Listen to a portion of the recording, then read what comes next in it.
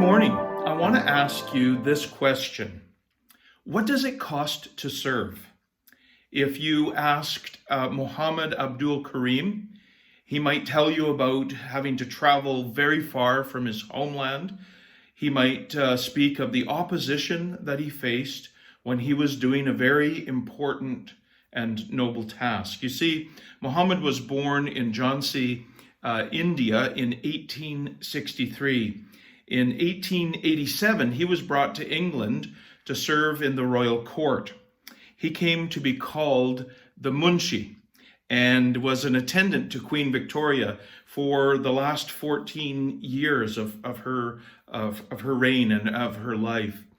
She liked Muhammad very much and promoted and honored him, but he was disliked and he was even scorned by members of the royal household and the royal staff.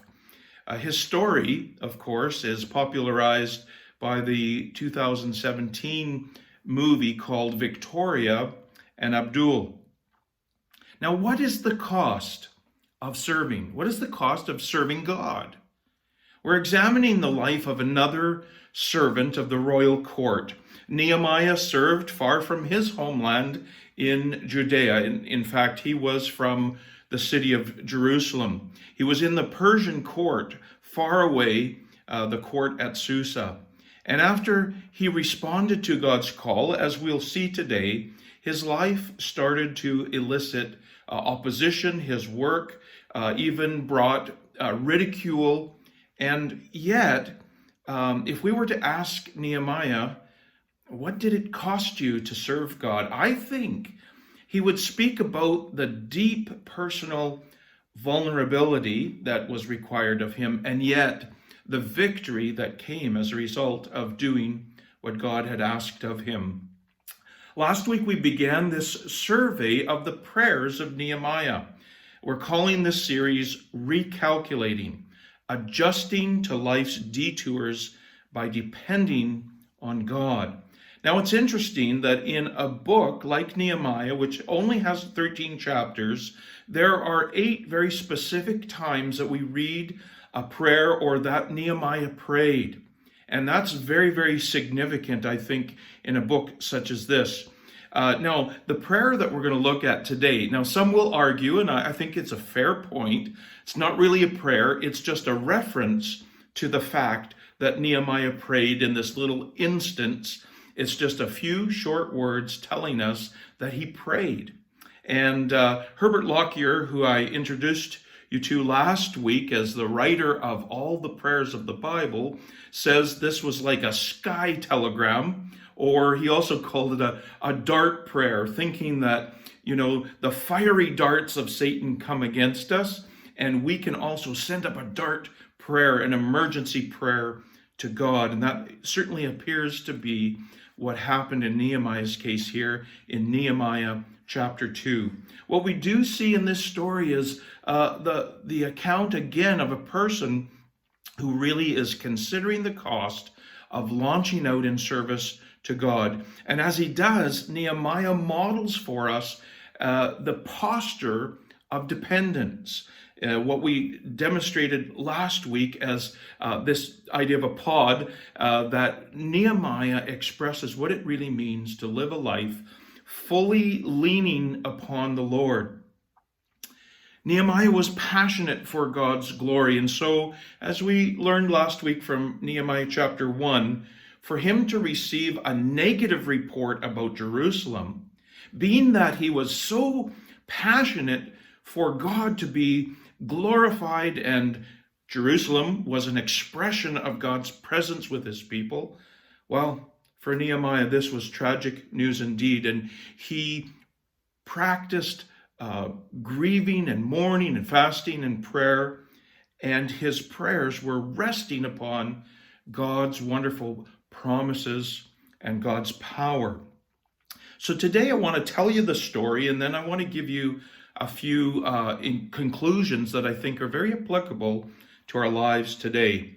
Maybe we could just say that here are 4 scenes for us throughout Nehemiah chapter 2. We pick up the story after Nehemiah has asked God for his help as God has called and stirred in him the desire to go back to Jerusalem and do something about the city lying in ruins.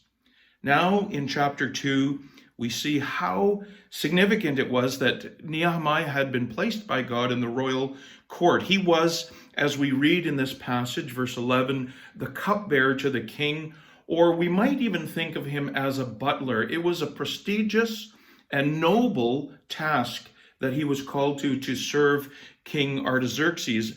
And we're told at the beginning of chapter 2 that wine was before the king. So this was not a time for official court business. In fact, the queen was present, and as such, it was likely a meal, an informal time, and Nehemiah had this opportunity, a great opportunity, to convey to the king his concerns. And so let's get right into the story. I'm going to read it, just mentioning that these four sort of acts is almost like a 4-act play that we have. Nehemiah chapter 2. The first act, let's call it Nehemiah troubled before the king. Beginning at Nehemiah 2, verse 1. In the month of Nisan, in the 20th year of King Artaxerxes, when wine was brought for him, I took the wine and gave it to the king. I had not been sad in his presence before, so the king asked me, "Why does your face look so sad when you are not ill?" "This can be nothing but sadness of heart." I was much afraid, but I said to the king, "May the king live forever. Why should my face not look sad when the city where my fathers are buried lies in ruins and its gates have been destroyed by fire?" The king said to me, "What is it you want?" Then I prayed to the God of heaven. So that's the prayer right there. I prayed to the God of heaven. And I answered the king, "If it pleases the king, and if your servant has found favor in his sight, let him send me to the city in Judea where my fathers are buried, so that I can rebuild it." Then the king, with the queen sitting beside him, asked me, "How long will your journey take? And when will you get back?" It pleased the king to send me, so I set a time.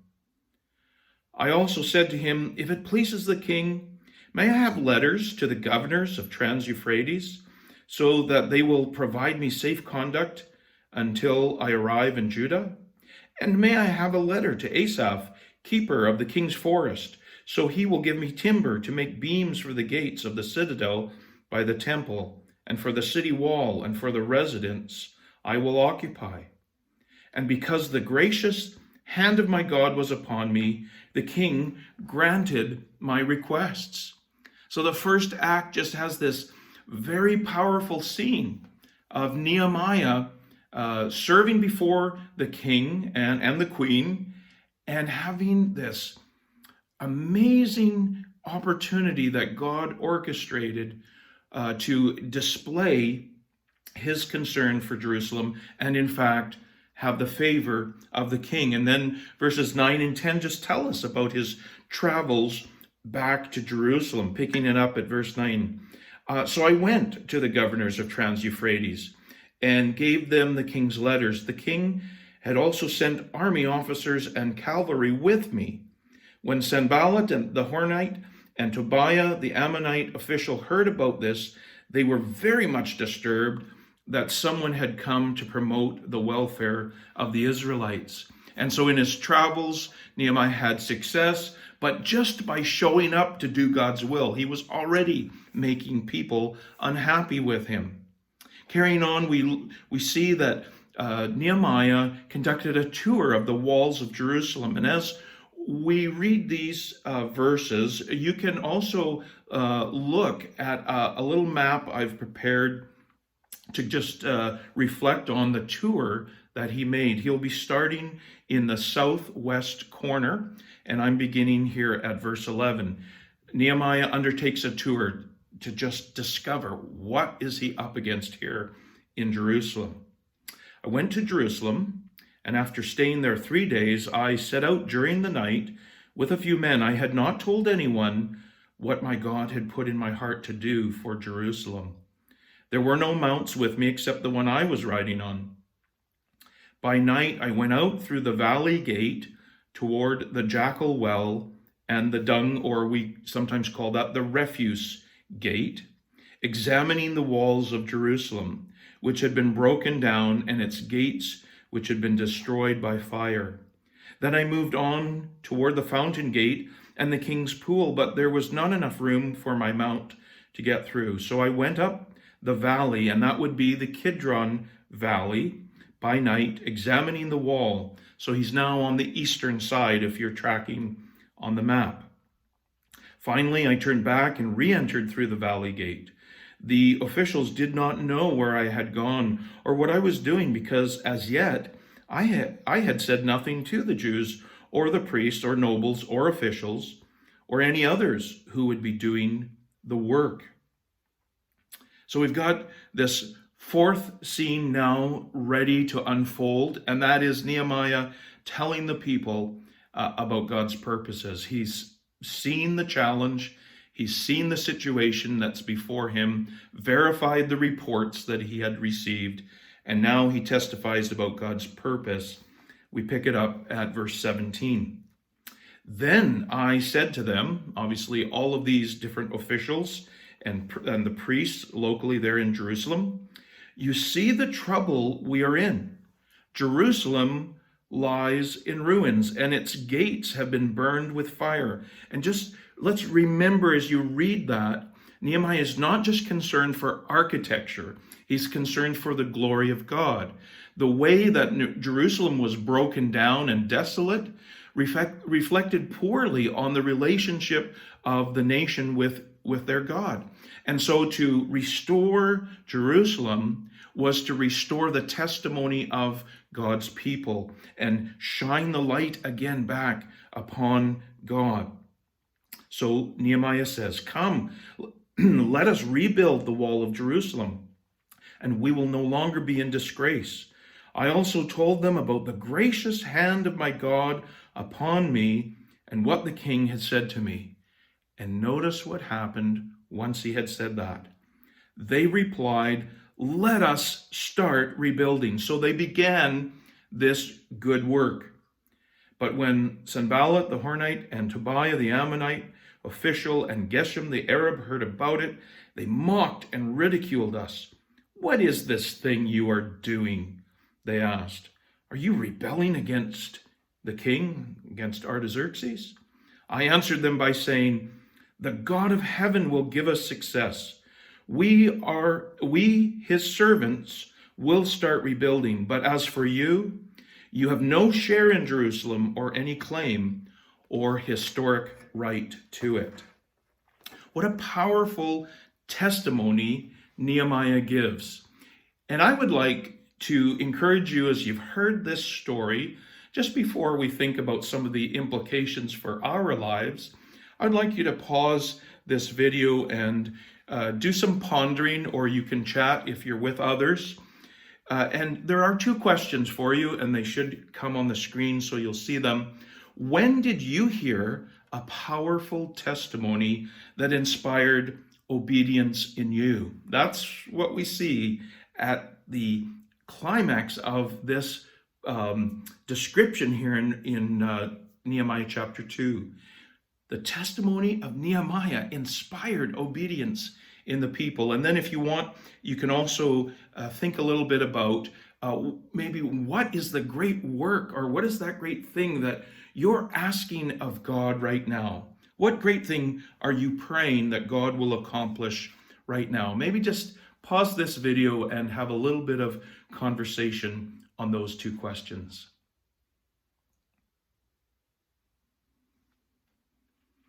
Well, I hope that was a good conversation for you. And if we're going to see God accomplish great things through us, we certainly need to have a posture of depending upon Him. We need to consider the cost. And I'd like to share with you just 5 conclusions I have pulled out of this story. 5 things that I think are very applicable for our lives today. How did Nehemiah go about considering the cost of what God was calling him to do. I think the first thing is that he lived faithfully. Here they are on the screen for you. He lived faithfully. He shared candidly. He prayed continually. He asked boldly. And then lastly, he praised accurately. Let me just share a little bit about each of those. The first thing that we see about Nehemiah is that he lived out his life with faithfulness. Now, it's very interesting in that if we compare the timing of chapter 1, the month Kislev, which was approximately November, December, and the month Nisan, which was in the spring, March, April, there are a number of weeks that elapsed between the time that Nehemiah began to be concerned and grieved and mourning over Jerusalem and the time that he had an opportunity to act upon it. What was he doing all of this time? He was living faithfully. He was continuing to live out the responsibilities that God had given him until it was clear that he should move forward. I think there's something great going on here. Really, two things. First, as he's living faithfully, he's living with the grief. He's living with the angst about Jerusalem, and his passion is growing for what God is calling him to do. And the second thing, I think God is purifying and clarifying that passion and making Nehemiah even more clear about the call on his life. It's important that we live faithfully with what God has given us to do, even if we are dreaming, anticipating, trusting for greater things in the future. This is really important during this time of COVID-19 restrictions. We could say, well, let's just hang on until all of this is done, and then we will really serve God. But that's not the testimony that we see of Nehemiah. We see Nehemiah being faithful in the place that God had put him, trusting, expecting, longing for the next step, but letting God determine when that was. The next thing I see about Nehemiah, and I think we should be taking this to heart, is sharing candidly. It was so courageous for Nehemiah to be burdened in front of the king. There was an attitude on the part of Persian monarchs that so great was the privilege of being in their presence, no one should ever be sad. Why would somebody be sad in their presence? And so it was quite appropriate that the king would notice the downcast attitude of Nehemiah. It was even quite serious that he would call Nehemiah out on this. And in fact, Nehemiah testifies in verse 2 that he was very much afraid. He was very much intimidated at this instance. Now, when the king asked Nehemiah, what did Nehemiah do? He didn't shrink away or excuse it or pretend it wasn't happening. He said, why wouldn't I be concerned? Here is my passion. Here is my concern for my people, for the city where my family is buried. And that was a skillful reference for Nehemiah to make, because that was a great concern on the part of the Persian kings for that place where ancestors would have been buried. So Nehemiah lived faithfully. He shared candidly. I think this is a great example of the authentic quality of his life, the fact that he would be this vulnerable in the process of pursuing God's plan for his life. Of course, he prayed continually, and you might well argue there's not much of a prayer recorded here, but think of what significant communication would have gone up in a sky telegram or a dart prayer, whatever you want to call it. Here in verse 4, the king said, what is it you want? Then I prayed to the God of heaven, writes Nehemiah in verse 4. That must have been some prayer. Deep, powerful, but very, very brief. It's essential because Nehemiah, I think, shows something here. Because he was in the habit of prayer, it was natural, it had become habitual for him to seek God at any moment in any circumstance.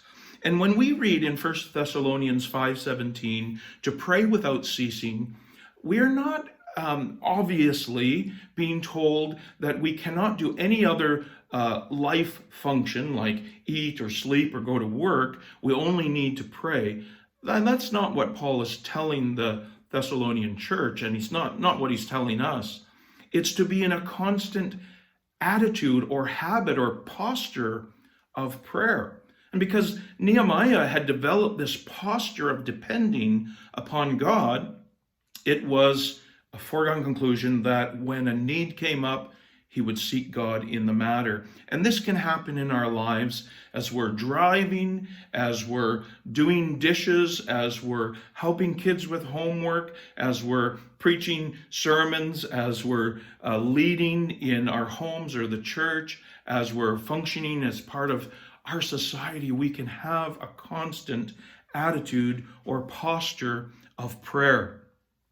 Brother Lawrence put it this way: the greatest glory we can give to God is to distrust our own strength utterly and to commit ourselves wholly to his safekeeping. Wasn't it great that when Nehemiah was given an open door, he didn't barge through with self-confidence, but he barged through with trust, with dependence, by relying fully upon God. Now, just to encourage you, check out Brother Lawrence. He was a very interesting character. His writings are collected under and published under the title The Practice of the Presence of God, first published in France in 1692. And they're the writings of a humble monk. After serving as a soldier, Nicholas Herman entered the Carmelite monastery in Paris. He became known as Brother Lawrence. And what was his important, life-changing work? He worked in the kitchen. He scrubbed pots and pans. He cooked. He served. He waited table. And we're told that cardinals and theologians, even the Pope at that time, were so taken by his testimony. He had developed such a deep devotion and ongoing loving conversation with God that these other spiritual leaders sought him out to understand what that looked like. I think Nehemiah also served and functioned in his day-to-day life with a continual practicing the presence of God, praying continually. The obvious part about this story, I think it's very clear, is that Nehemiah made a very bold ask of Artaxerxes. He made a very big ask of Artaxerxes. He made an incredible ask of the people in Jerusalem when eventually he said, "Let us build together." As God opened the way, Nehemiah entered boldly, and his boldness with Artaxerxes revealed that Nehemiah had carefully considered what would be needed for this project. He would need authorization. He would need the favor of the king. Obviously, the king granted a lot of resources because army officers, even cavalry, accompanied him on the trip to Jerusalem. It took a deep commitment for Nehemiah to be ready to make this ask. I think it's very strategic that he didn't ask, barge into the king's presence months earlier, but he waited upon God, he prayed, he fasted, and he looked for that opportunity that God would orchestrate for him. I love what Richard Foster helps us understand about bold praying. He says this: we are not trying to conjure up something in our own imagination that is not so, nor are we trying to manipulate God and tell him what to do. Quite the opposite. We're asking God to tell us what to do. God is the ground of our beseeching. Our prayer is to be like a reflex action to God's prior initiative upon the heart. Well, the last thing that Nehemiah practiced was to praise accurately. And this is an essential part of having a posture of dependence.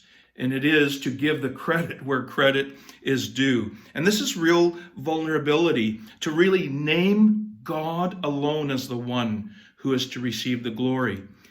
Twice in this chapter, Nehemiah identified God, not Artaxerxes, and not his own prayers and petitions, but God was the source of this opportunity and the supplier of all the provisions to carry out the work.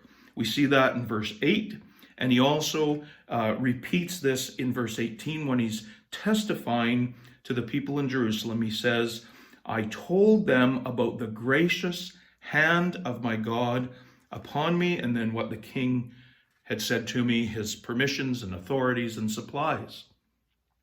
Nehemiah provides a wonderful testimony of Philippians 2 verse 13, which we looked at a few weeks back. We read there, for God is working in you, giving you the desire and the power to do what pleases him. Now, as we go forward, we'll see a lot more of Sanballat and Tobiah and how they opposed. Enough here maybe just to note that they were already opposing Nehemiah before he even got to Jerusalem. And before he even got his bags unpacked, there was already opposition. And so it's important to praise accurately, because if Nehemiah didn't, he couldn't lead fearlessly. Nehemiah functioned from a posture of dependence. He trusted God. He did not rely on bravado. He, in fact, knew that God had worked. God was giving him the desire and the power, and so he boldly answered his critics in verse 20, the God of heaven will give us success. Are we living faithfully? Are we sharing candidly? Are we praying continually? Do we ask boldly when the opportunity comes? Do we praise accurately? You can review these steps and some other notes in the Digging Deeper document, which is attached to the sermon page on our website. As we close, let me tell you, I've often wondered about those unique people who serve in a royal court, butlers, attendants. What would it be like to serve in a royal court, or maybe for a prominent world leader of some sort? When you think of famous butlers and how they are portrayed, maybe you think of Abdul as he served before Queen Victoria.